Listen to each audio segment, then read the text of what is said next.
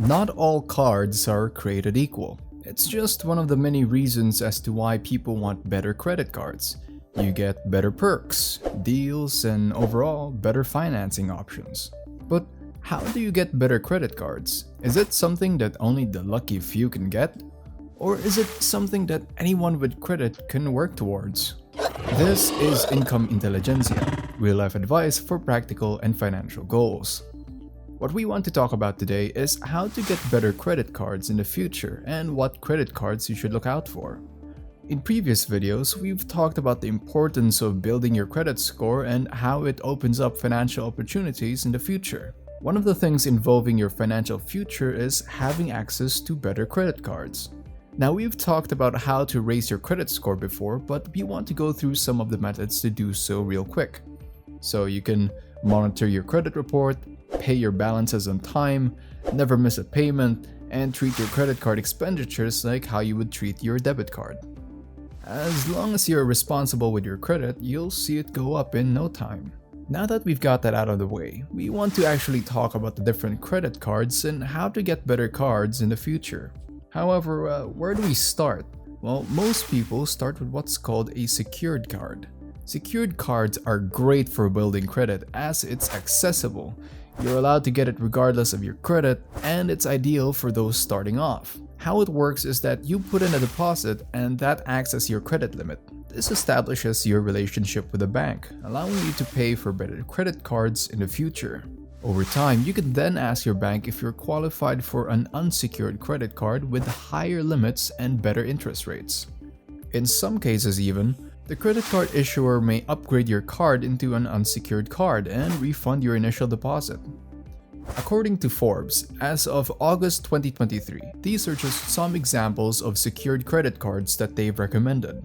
There's the Bank of America Customized Cash Rewards Secured Credit Card, the US Bank Cash Plus Visa Secured Card, the Capital One Quicksilver Secured Cash Rewards Credit Card, the Bank of America Unlimited Cash Rewards Secured Credit Card, the US Bank Altitude Go Visa Secured Card, and the Discover It Secured Credit Card. Typically, these cards have zero annual fees, and it would be best to pay them in full as these cards have a high annual percentage rate or APR. It wouldn't look good on your credit report too if you build a habit of not paying your balances in full. So not only would it look bad on your credit report, you'll also see an increase in the amount of money that you owe if you don't pay your bills immediately. It's important to note that while secured cards are great to start off with, not all of them report to the three major credit bureaus, Equifax, Experian, and TransUnion. It's always better to ask first before applying for them. While it's great that you're starting off and having the convenience of using a credit card, it won't make any difference if it doesn't help build up your credit history. That said, another great starter card is a student credit card. Generally, you can start off with these cards with zero or little credit history.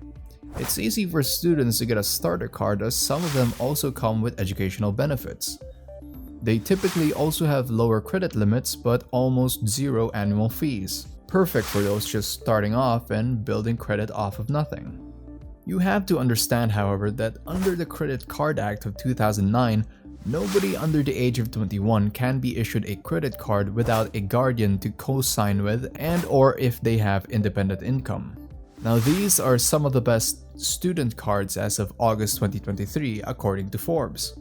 The Discover It Student Cashback, the Bank of America Travel Rewards Credit Cards for Students, the Bank of America Unlimited Cash Rewards Credit Card for Students, the Capital One Quicksilver Student Cash Rewards Credit Card, and the Capital One Saver One Student Cash Rewards Credit Card.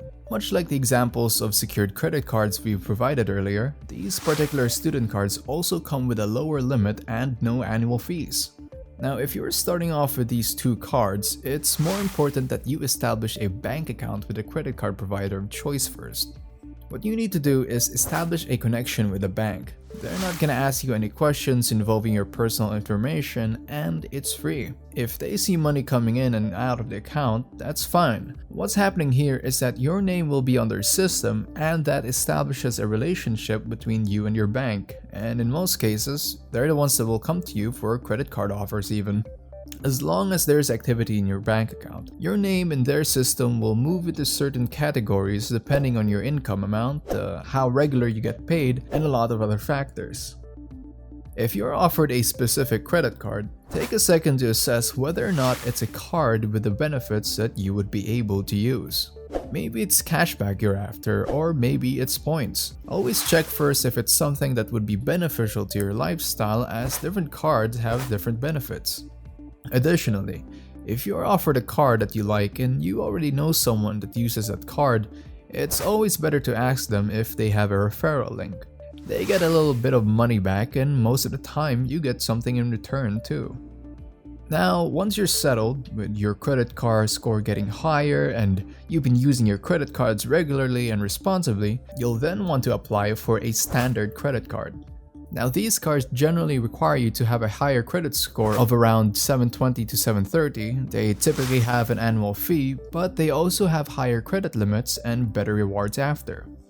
Just some examples of this type of card according to Forbes as of August 2023 are a Blue Cash Preferred card from American Express, which are best for groceries, Hilton Honors American Express Surpass card, best for hotels, Aeroplan Credit Card, which is the best mid-tier airline card, and the Chase Sapphire Preferred card, which is the best entry-level travel card.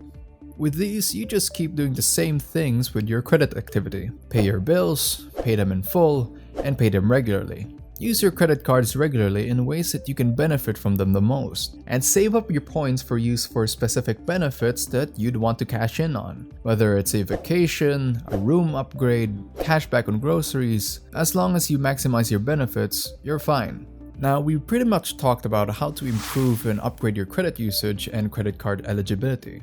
Now we want to actually know which credit cards to use for certain scenarios. Just some examples of a Forbes August 2023 recommendations are American Express Gold Card with a welcome bonus of up to 60,000 points and with up to 4 times membership rewards points whenever you eat out in the US. The Aeroplan Credit Card with a welcome bonus of up to 100,000 points, and you get 3 times the points for every dollar spent on groceries and eating out. This card is perfect for those who like dining out and for loyal Air Canada passengers. Chase Sapphire Preferred card with their up to 5 times reward rate, 60,000 bonus points, and their ease of access when it comes to redeeming points, as their portal is one of the most accessible ones to use. That said, these cards generally have upwards of $95 or $250 for the American Express Gold card in terms of annual fees. So it's important to note that once you get these kinds of credit cards, you should be maximizing the benefits and regularly using them for your general spending. We've talked about how to start off your credit journey with starter cards such as secured cards and student cards. We've discussed how to initially start off a relationship with your bank by applying for a bank account first before any credit inquiries from you and credit offers from them. And we've talked about some examples of cards that may be useful for certain scenarios. Always remember that different cards can do different things, and it's up to you to decide which cards work the best for you. If you've enjoyed this video and found us helpful, please hit the like and subscribe button. We'd like to be able to grow alongside you, and we're pumped to have you in our next video. Stay mentally healthy, and let's get financially fit together.